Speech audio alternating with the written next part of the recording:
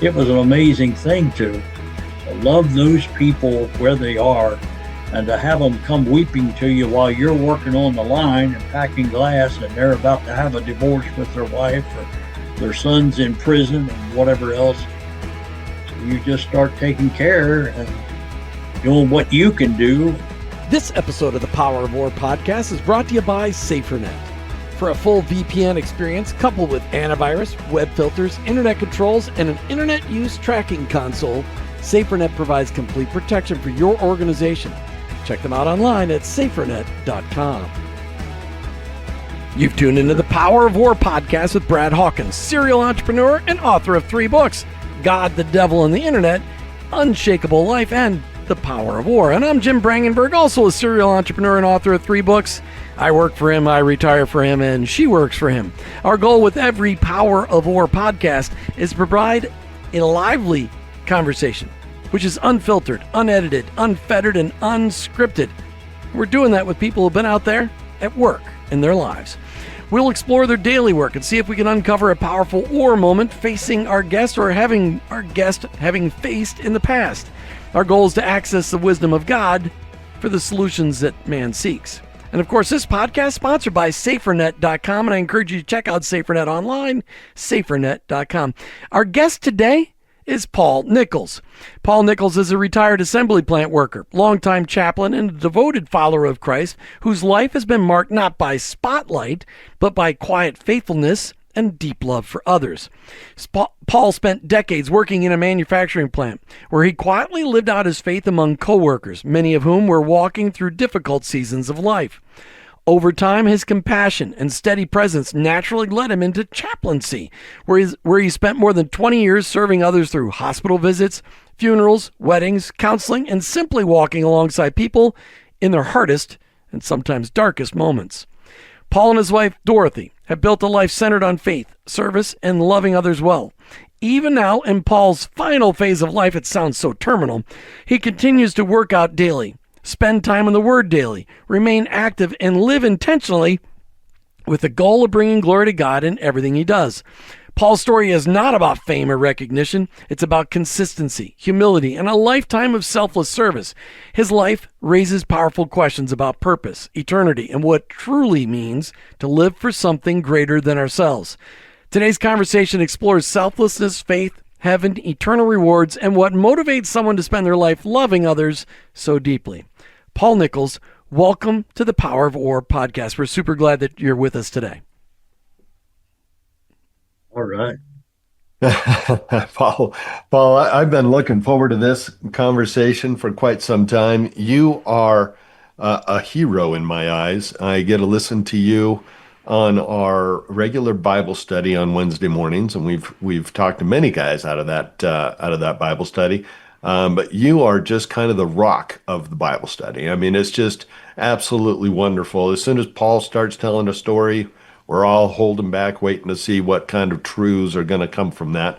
And very, very excited about what may inspire our listeners in regards to kingdom living. But before we get started in that, I'm going to get a rapid fire round. And what this means is that, Paul, I just want you to give me the first thing that comes to your mind when I say a word. Just don't worry about anything. Don't think about anything. Just throw out whatever comes to mind.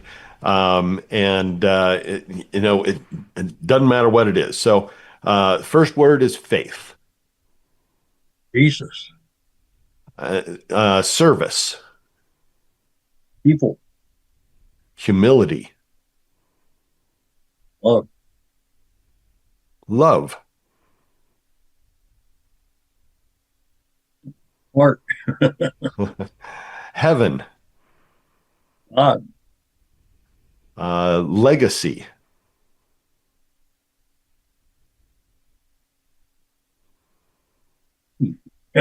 Say that again, Paul. It cut out. Walking and talking, I guess. That's Nice. Okay. Purpose. always about the other person. Sacrifice. And love. Eternity. Good. And joy. The utmost. Oh, you missed an opportunity to say Dorothy there, Paul.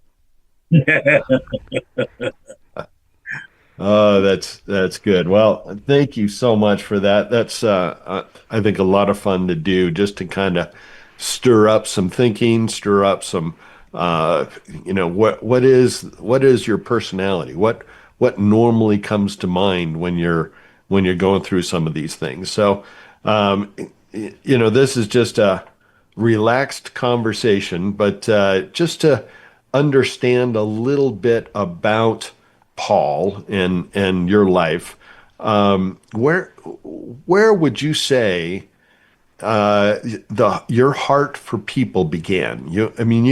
When I listen to your stories and you tell just arbitrary stories like you did just a little while ago about a guy with a pickup truck that was having troubles, but you have such a deep heart and deep desire to serve and take care of others. Where do you see that began in your life? Well, I know my mom and dad, they loved me. I had no doubt about that. I needed to be corrected quite often, but it was just caring for people. I remember throwing a snow shovel on my shoulder as a kid and just shoveling snow, in the neighborhood, going from house to house and clearing walks. And if people give me something, it was okay. I just loved to shovel snow. And, I know people thought I was crazy, but I enjoyed it. I always cleared a place out from where my dad parked when he couldn't come down the drive because it was kind of steep. So he would park out at the curb when finally they redone and put curbs in. I'd shovel a place out for him to park. Just, I love to take care of someone else, and probably that got me in trouble at times. If somebody was stepping out of line, I usually stepped in. Well, I know that some of those stories, and we'll get to some of those, but man, I makes me wish you lived in my neighborhood. That's for sure, because I do not enjoy shoveling snow, and I bought myself a monster snowblower so I didn't have to. So, but no, I think that's awesome. Was there a time in your life where you realized that your life was meant to serve with others? I mean, you went through many phases of your life that, I mean, you worked in power plants, you worked in plants, you worked in serving others behind the scenes. But was there a time that you realized, man, I just want to serve others? I guess I pastored for about 14 years, and that was after I moved to Oklahoma in 75. You know what I mean? But I don't know if anybody was on the side of the road and needed help or whatever. I was pretty mechanically inclined and could help people that way. Now that we've got so everything computerized, I don't know that I'm too good at that. But I just So, so Paul, you and I served. Go go ahead. ahead. No, go ahead. I just love people, but my problem was is loving people. Sometimes when somebody else was doing somebody wrong, I don't know. I never had any fear, so to be able to step in and right the wrong or something, I seem to be pretty good at that. I You served, Paul, as a pastor in a church, but then you served as a pastor in a manufacturing plant. Which one was more difficult to care for others in? probably in the church. What do you mean by that? You got difference of personalities, and people are Christian, but not far enough along, I guess. You're preaching to people, and you're not seeing the growth. You know what I mean? They're not taking hold, or And then some people that you have great confidence in that you use and whatever else, they turn on you. So church is it's a cesspool of, it's supposed to be for people that are in need. It's supposed to be a refuge, So as a pastor, you bump into a lot. But you were working with those same kinds of people in the manufacturing plant. What made the environment different? Well, I guess you had a schedule on the job. You know what I mean? You knew what your job was about, and you took care of your job. And I always felt like I'd always had that nudge in me. Are you working for me or are you working for them? And so I always felt that I needed to hold a standard that was higher than the normal. And I had extra energy. I don't know. I always had a little more energy than most people had. I'm thankful for that. That's awesome. So you worked in a plant. What was the plant? What were you doing? Well, it was air-co welding reduction was my first job out of high school. That was made welding rods. I mean, the rods were there, the different types of rods, and then I was a slugger. I slugged the coating that and sent it to the presses to where they pressed that coating down in, and it went around the electric, the metal rod, and then went through a 5-pass furnace. You know what I mean? And cooked all of that. And I slugged that for about 2.5 years. And then I ended up putting in for a job down at the end of the line to run the line. And lo and behold, people that had 10 years seniority were bargaining about trying to get that job. And one older man said to me, Paul, whatever you want, go ahead and put in for it. So I did. And lo and behold, a 2.5 year guy got the job and nobody else put in for it. Everybody sort of backed everybody else off and I got the job. Well, that had to have been an opening. So that gave you a place of being in a leadership role. Is that correct? Well, not there. I mean, I went from that job to Humble Oil Refining Company and worked a year and a half there, and that was a fellow at church that was, and he was a Hell's Angel guy and yet big scar down the side of his face. But I tore my dad's car up with driving fast and dropped a valve through the rod. And so he said, young boy, you're going to get done serving your paper route and we're going to take that car down to my garage. And every day you get done your paper route, you're going to come down with me and we're going to fix that car. And I did. Nice. So what plant were you working in when you became a chaplain? What was that story? That was here in Oklahoma when I started working for the Tulsa Ford glass plant.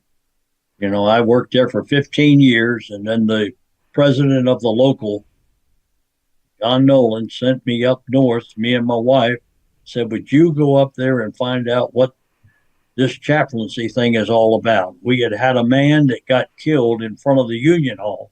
And he wasn't a godly man, our president, but he liked me, and I was always at the union meeting. I felt that was part of my obligation. And he sent me up north to find out what chaplaincy was. I went up there for a week, and there was chaplains from California, all over the United States that were there. We had quite a few come to that hotel, and we did that. And that was the year that I got back from that and was just excited about it. But I said to my wife, to work for God and work my job too, that doesn't make sense. But I got back and the union president said, you're our chaplain. And I said, well, who else? He said, there was no one else. I said, wow. A Baltimore kid coming to Oklahoma, getting to be honored as a chaplain. So, and then the president said, whoever you choose to work with you, you got different buildings and different shifts. And so he said, whoever you choose, he says, we'll honor. I tried to be careful that they were a good worker and go through the workers and find out what they thought about the man that I thought might be a chaplain. And so it So, worked out well. If it's easy to use, you will use it. What if you had one place to monitor all the internet activity of everyone in your family? Attention, I Work for Him listeners. Safeguard your business and family with SaferNet VPN. We deliver top-notch cybersecurity with a user-friendly approach, protect sensitive data with a virtual private network, and shield loved ones from harmful content with 84 internet filters. Choose SaferNet VPN for peace of mind. Get secured now. Sign up at safernet.com. That's safernet.com. so you were in charge of other chaplains within the plant, is that right? You were leading that. So what does a role of a chaplain do in a plant? What is there? Is that a full-time thing? Do you still work in the plant, or is it a completely different role? With the workers, with my job, and people would come to me and give me notes and things that people were in the hospital. I'd had napkins in my pocket, and they used to laugh. I carried a leather like pouch with a pad inside of it, and it would, you're working around furnaces and the heat. I mean, some things get melted or whatever else. I've had pens melt to my chest and whatever else. You're trying to have something to write with or whatever else, because people are, and they just, all as I can say, I worked there for 15 years, and then people fell in love with me. Even my plant manager, when they had us all off to the side, I forget what had happened, but something, he had everybody all in the warehouse there and had me, he said, Paul Nichols is our spiritual leader. So that puts an awful lot of pressure on you to behave yourself and be what you need to be among the workers. So I took on that challenge. So it was an amazing thing to love those people where they are, and to have them come weeping to you while you're working on the line and packing glass, and they're about to have a divorce with their wife, or their son's in prison and whatever else. And so you just start taking care and doing what you can do. And we always had a EAP, which is an employee assistant program. So you had another man that run that for addicts or for people with alcohol or whatever trouble they were going through, that I worked closely with them to be able to know when to hand off someone that needs professional help. And I've had to train other chaplains, because sometimes you think you got all the answers and you don't. So you got to be humble enough to hand it off to the professional that can take care of that. That kind of a role would be so rewarding, Paul, as you look back. How many years were you a chaplain within the Ford glass plant? While I worked there, I was 15 years in the plant, and then I've been retired now for 21 years, and I'm their retiree chaplain, so I take care of all the retired. They closed that plant in 2011, so I retired in 2005, so I've been doing it ever since. So 36 years of being a chaplain. When you look at your role as a chaplain, as a mentor, as an encourager, as a pastor, those were powerful moments that you faced with those people. How did you perfect the art of listening? Because obviously it's easy to be a teller in those situations where people are just a mess. How did you perfect the art of listening in situations like that? They will give you the answer that you need to be able to give them if you can listen. Most people are crying in their beer, so to speak, but they almost answer themselves by listening to them. They're telling you where they need to go or what needs to be done. So I had one chaplain that he was my sidekick, man. I thought the world. Still, we played ball together till I was 70. So he's a dear friend. Him and his wife both were dear friends to me. But I know one fella came up and said to me, he doesn't but deserve to be a chaplain. He said this to me. He did this. He did. I said, okay, just a minute. I said, I'm going on break in a little bit. We'll go ahead and get him and you together and we'll settle this. I don't know how I thought about that, but you have to really depend on the Holy Spirit to give you the wisdom to know the steps to take. Man, when I got him, he didn't want to do it. Oh, no. I said, oh, yeah, we're going to have to get together. That's the only way you can solve something is get them face to face to each other. And then he came back weeping, I guess, probably an hour later, saying, man, I just about messed the best thing up in our plant, he said. Yeah. So it's just, you're just dealing with people and everybody has emotions. I had to walk the parking lot at times. I wanted to take care of somebody and God had to work on me to keep me where I needed to be able to help somebody. You can make one mess up and it'll never be forgotten. So tell us about that, Paul. You're working with some, uh, you know, pretty tough guys. I mean, to work in a plant like that, you're not a wimp when it comes to your emotions, and you're pretty tough. So you're looking at that, saying, okay, you're the chaplain, and you're trying to help lead these guys to see Christ in a different way. What did you have to do mentally, or what did you have to do in your relationship development with these guys to get it to the place where they could even trust you, let alone move them to a place of understanding who Christ was? Man, I tell you, that's you. The word tells us to pray without ceasing, and you do a lot of that under your breath because there's some people that push you. I mean, they want to see. I remember my one chaplain said they want to see what you're made of, Paul. They don't want you to break, but they want to see what you're made of. So, and that was hard on me because I remember I've told you all. My father-in-law told me, Paul, you've got to learn to love the unlovely, and I was quick to be able to when I was young to take care of that. But it just when you're loving people that are not lovely and you're trying to represent something greater, your flesh burns. I mean, I mean, what I'm hearing you saying is that ministry's messy. oh, yes, absolutely. You're dealing with everybody. I mean, and the talk goes around and the rumors and it's funny. You can say something of a dog that got killed, and we had a lot of dog stories that happened out at our place and good lands. I tell them guys, and then they swell that story up and tell it. And that was the chaplain that said this. And man, you got people coming to you. Did you do such a? Oh, it said he took a dead dog and when mortgage set in or whatever else, put it out on the highway and watch the traffic dodge that dog.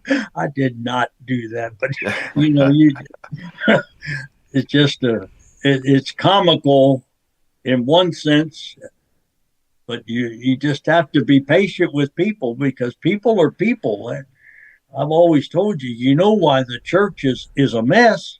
It's because it's full of people. So you've got all kinds of different personalities. You've got people that are on First Street. You got people that are on 151st Street, and neither one of them understand why the other one isn't doing what they're supposed to do.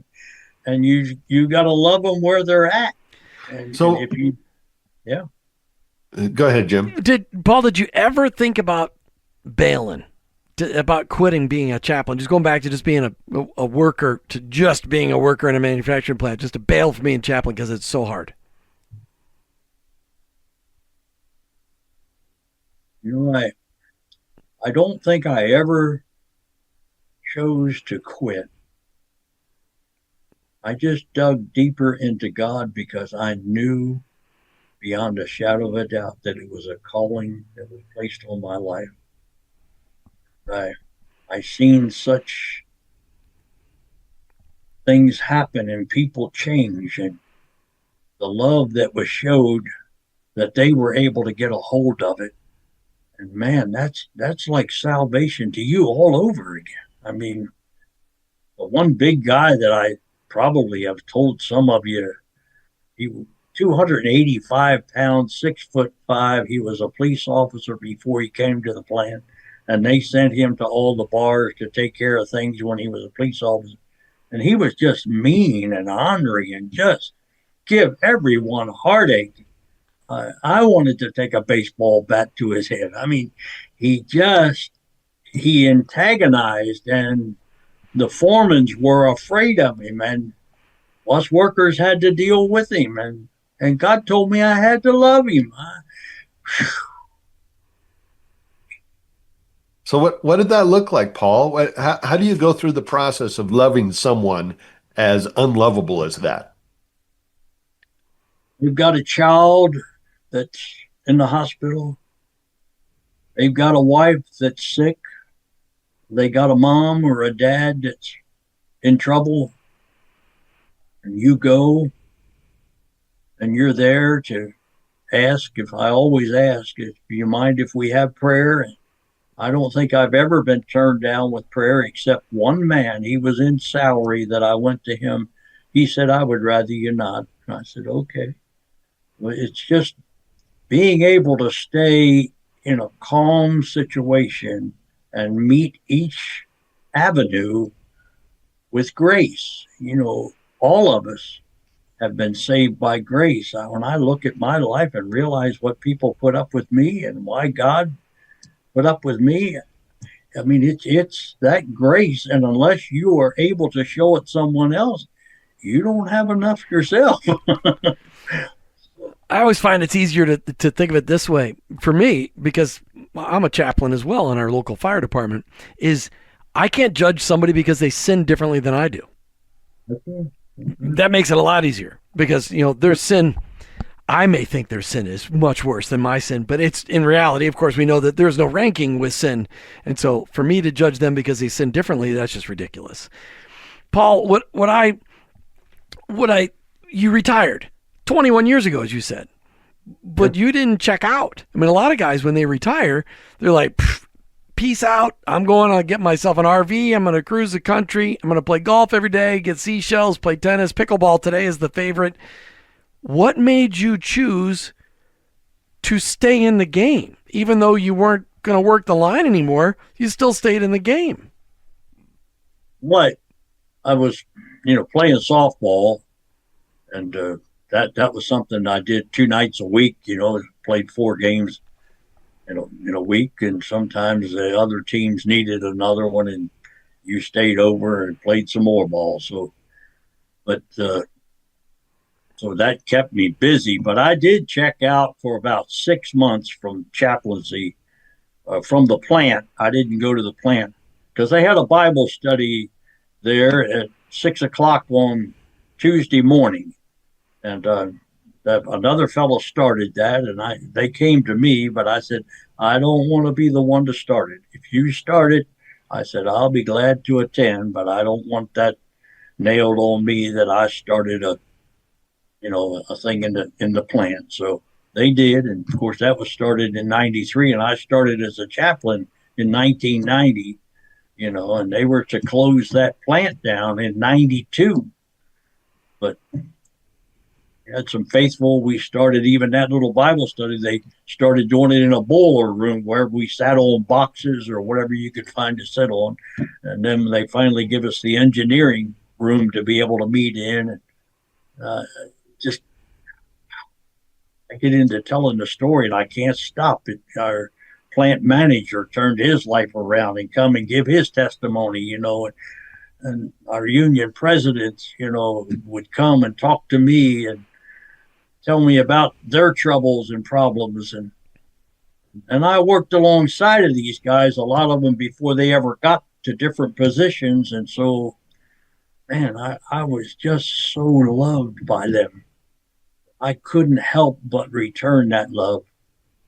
And that big guy that I told you about, man, he turned his life around, and he'd pick me up off the floor, would spin me around and say, Paul Nichols, if you hadn't have loved me, just unbelievable. He ended up with a tumor in his head, went to Houston, Texas, and they told him he had 3 to 6 months to live. And then he come back and he was in the St. Francis Hospital here. And he called me and said, would you come and marry me and my wife back together? They had been divorced for a period of time. I had 2 little girls. And I thought he was just reaching God for a crutch or whatever else. But I told him I'd be there. I went up there and performed the ceremony, and that while he's laying in the bed, his wife and his mother-in-law and the 2 little girls. He said, Paul, he never had that tumor took out. He said, Paul, God actually healed me before he saved me. He come back and worked at the plant for 7 more years. Wow. I did his eulogy when he passed away. I've had experiences like that they're undeniable, that love gets through if you can love people where they're at. So that's one of the big fellows, and he became a disciple and started grabbing other people. And we're going to, as rough as he was, he's going to drag them to heaven, I guess. He wanted to put up a tent and preach the gospel. I said, Gary, you've not been a nice guy. You got to do some living before But it was amazing. That's he's fantastic. just one example that made such a turnaround that everybody at the plant they couldn't hardly believe it. Wow, that is amazing, fantastic. Speaking of eternity, do you spend much time thinking about heaven and eternity? What are your thoughts to that? My father-in-law, one of his instructions to me, he says, Paul, keep one eye on eternity. It'll keep you straight. It'll keep you on track because we're going to meet it. You know what I mean? We don't know when we're leaving. I'll be 80 years old this year, the 1st of July. I can't hardly believe how I lived this long. But it's just, with heavens in view, and the more you read God's word, his word is like almost like a sugar stick to me. I quote scripture while I'm trying to go to sleep at night if I'm laying awake. I mean, it's so comforting, his word, and there's life in the word. I mean, it bounces off the page to you, and I've read it through many, many, many, many times, and I still read it through every year. But there's always something that just jumps out, and you say, wow. And my father-in-law used to tell me, he was a minister, and so it just, my life has been so, so blessed. And I married a lady that, whew, man, I'm telling you, I needed that lady. Yeah, there's a saying behind every great man of God, there's always an incredible woman of God. What do you look for most, Paul, would look forward to most when you consider heaven? Being Jesus. What he did for us. His life, his resurrection, and you can't look at the mutilation that was done to him, and yet he saved the thief on the cross and paid the full price for every one of us, and then give us that choice to either receive it or reject it. You know what I mean? I remember one black man telling me, man, to not be a Christian, you got to be a crazy man. That is fun. The Bible talks over 700 times about I will reward you in heaven, or I will reward you.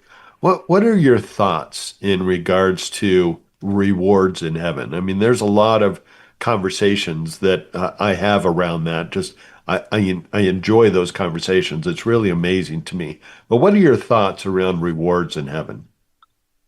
It definitely speaks of it in the word of rewards.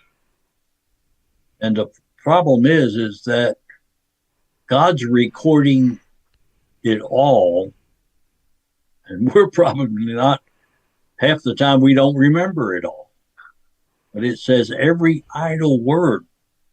So he's recording it all, and you're going to be even surprised at yourself. whoa, I forgot about that. And they tell the old story, that the cab driver, was had this big mansion in heaven, and the preacher, he had preached for 50 years, and he just got this little cottage, and he said, Lord, this ain't right. What's wrong? He says, well, you put the people to sleep that cab driver scared the hell out of them. I Oh, don't that's know. We're going to be so amazed. We're going to be so high and lifted up with what intellect we have over there.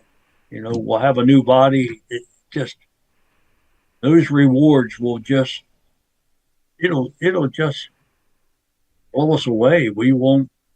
There won't be any tears. It'll just be a rejoicing, and yet we're going to learn over there that of everything we don't know.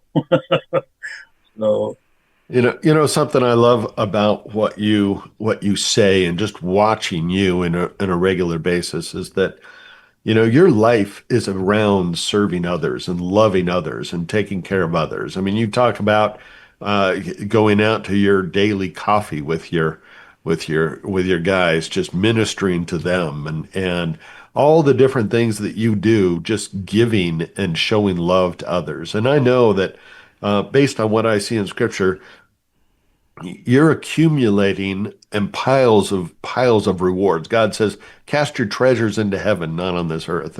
And you've been living a life of that. And I think about that about you often because you think about going to heaven. God's providing everything for us when we're there. It's like we won't need a thing. What do we need rewards for? What do we need treasures for? And one day that I was asking God that, I don't know, I don't know of any scripture that shows me, but he was like, you have an opportunity to give those back to me for eternity. And I realized, Paul, you are going to spend eternity giving your rewards that he's given you over years in worship and thank you for what it is that he's allowed you to do here in this earth for eternity. And it'll be so fun to watch that process when we're all there to be able to see him rewarding you and you giving it right back to him and throwing your crowns back at his feet. And I'm just so grateful to know you. And your heart is so you just love every person that you come across. You're able to look past their hardness into their soul to see who they really are and to see how to love them. And I got to tell you, I'm just so grateful for that. What would you say, just giving advice to some people dealing with hard people? What would you say that they could take with them to say, gosh, here's something that I'm going to walk away from and learn how to love the hard people. meet them where they're at. Some things will certainly knock your socks off. Meeting them where they're at with what they're through, what their heartache is. And I've always said a man can cuss me up one side and down the other, but if he's a good worker, I can handle it. We, Yeah. I think we lost you just a touch. You said meet them where they're at? Is that what you said? Yes. Yes. And everyone has a past, and we all have a past. So and God doesn't categorize sin. We have a tendency to say that one's greater, that one's bigger, and he said liars will have their place in the lake of fire. So got to be careful how you judge someone because God doesn't categorize. Sin is sin. You know what I mean? And he's made a way for every one of us to be able to be cleansed and made whiter than snow. And so you've got to constantly look back at yourself and said, if it hadn't have been for God, there go I. So whatever a person has done, and we're capable of doing some terrible, terrible things. I mean, mankind has, whew, so to be able discipline yourself, to behave yourself. I've told you all that before, that what my father-in-law, that was one of his famous saying, even in prayer at times, he'd be aggravated. Lord, help us behave ourselves.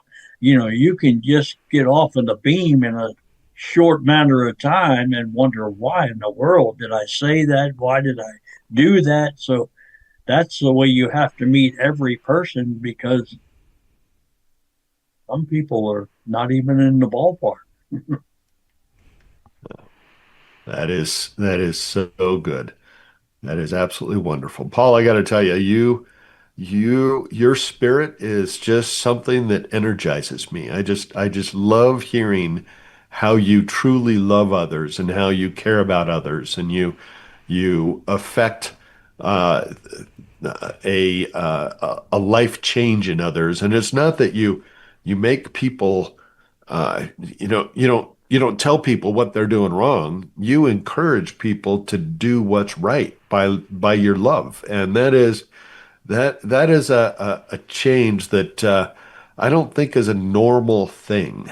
And did you have to learn that through hard knocks, or was that something that you learned in your chaplaincy programs? I think I learned more as a chaplain. I almost would say that I've learned in my whole life. I mean, it is amazing to work with almost 1,000 people. We've had 533 pass away out of about 1,000 people. Wow. And to be able to be there, I was just did a graveside funeral just last week, and there was people that I had married. There was ones that were related that I didn't even know they were related. That some of them worked out at the plant, and some of them you didn't know what their last name was because they married 3 or 4 times. So you had to be careful what you called them. But and to see all those people there around that graveside, and they honored me and loved me and asked me to do their service. You know what I mean?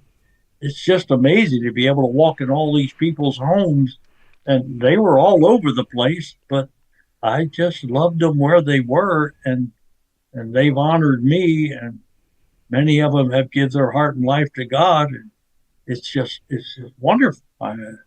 Children and everything else. I've been at the prisons with them when the parents' hearts were. I've been there at 2 in the morning with different people. And then you got to realize sometimes you got to be careful where you're at and who you're around. I mean, they can pull a number on you, and say some things that happen when there's no one else involved. So you've got to be careful sometimes to have somebody with you. So, Paul, I want to go. I want to go somewhere that a lot of people don't think about. But you're almost 80. You said it yourself. I wasn't going to quote your age, but so you're 79 right now. Technically, you've been retirement age for 14 years, but you've been retired 21 years, so you were able to retire quite early.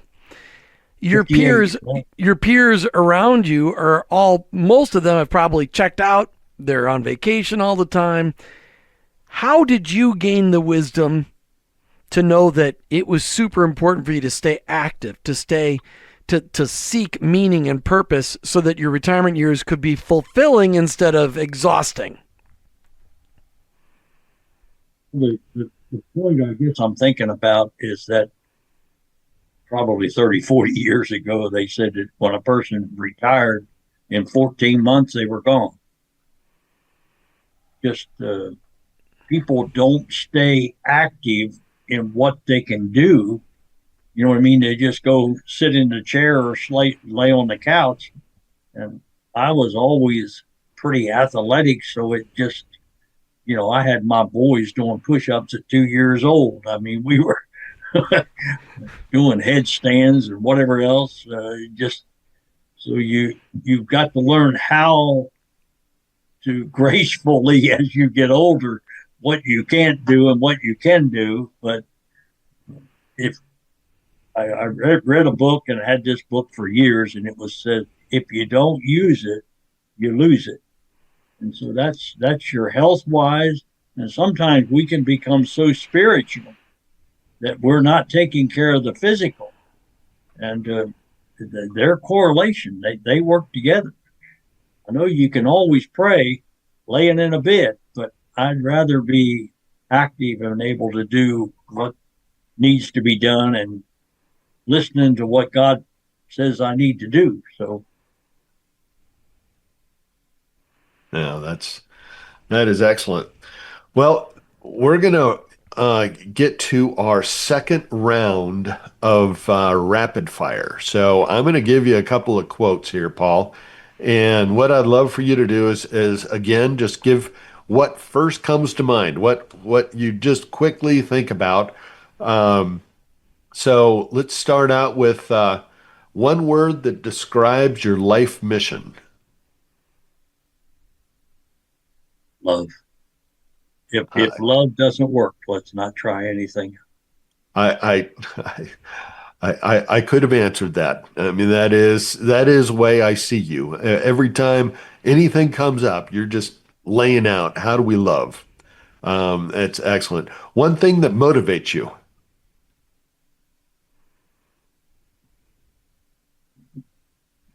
Oh, I don't know. Wow. What Jesus makes the difference. So One lesson God taught you. behave yourself.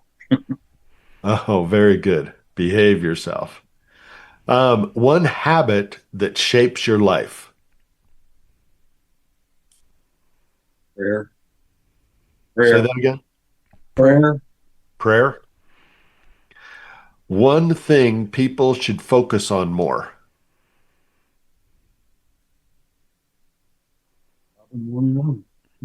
Loving one another. Got it. Paul's got one of those microphones that just kicks in after a little bit. That so if everybody listening, they're like, "How come I'm having?" It goes on and off with Paul. It's because he's got one of those microphones, and then he's being quiet and contemplative. So, all right, loving one another. Keep going, Brad. One thing you're trusting God for.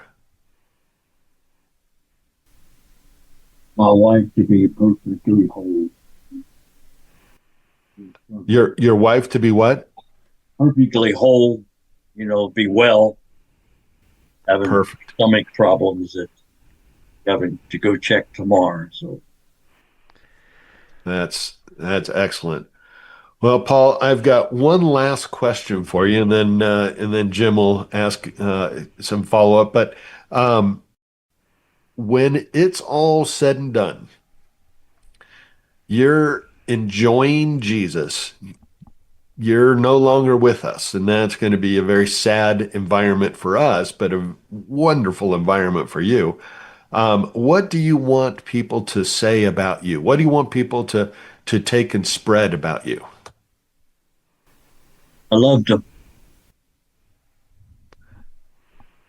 Well, I will tell you that you don't have to make a change. You will you will be known as the one that loved them for sure, without a doubt. So, Paul, you energize me, you motivate me, you encourage me whenever I hear you speak.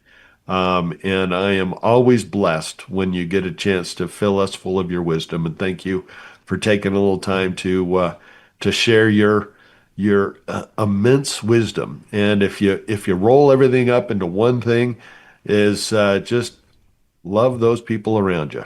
Love the people that God puts in front of you. And I just love it. So, And it's my pleasure. I mean, man, it's really a pleasure because the more you love, the more love you receive. Man, the more you love God, the more you're able to love others. So, Paul, I want to just go back to your comments about Dorothy. How many years have you and Dorothy been married now? 60 years, we're working on 61 now. So 60 years. How has being married to a godly woman helped you love others better? Yeah, the beauty and the love that she has showed me has riveted me to be able to give that love out because I was greatly loved by her. She come from Oklahoma to Baltimore and fell in love with me. And man, I got the evangelist's daughter. Man, we were probably the poorest family in the church, but buddy, I got his daughter. So I consider it a great honor because he was 6'2", a big man, and he taught me so much, and his daughter chose me, and he loved me. I mean, man, I've been loved. I can't help but give out love. I have been loved. Paul, thank you so much for being with us today. Brad, go ahead. I was just going to comment. It's such a blessing to hear those stories. I think about a time where, the first time I met you, you came out to Colorado and we had a retreat up in the mountains, and I was, I'd seen you on our Bible study Zooms, but you were out for a retreat, and I was teaching some lessons on how do we abide in Christ, and I was teaching these lessons to everybody in the group, and you kept throwing out Bible verses, and I kept thinking, I have nothing to share.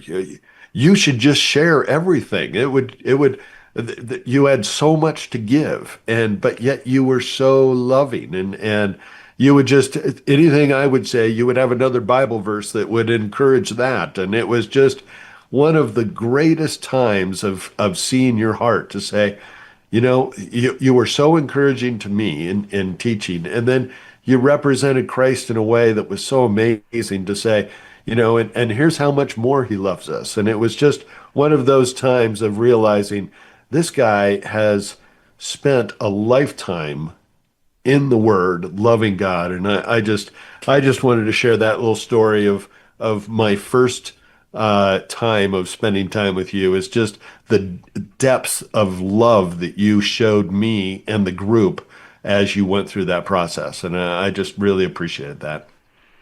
I'll never forget Letitia. You don't call her anything but Letitia. Unless you can run fast. That's right.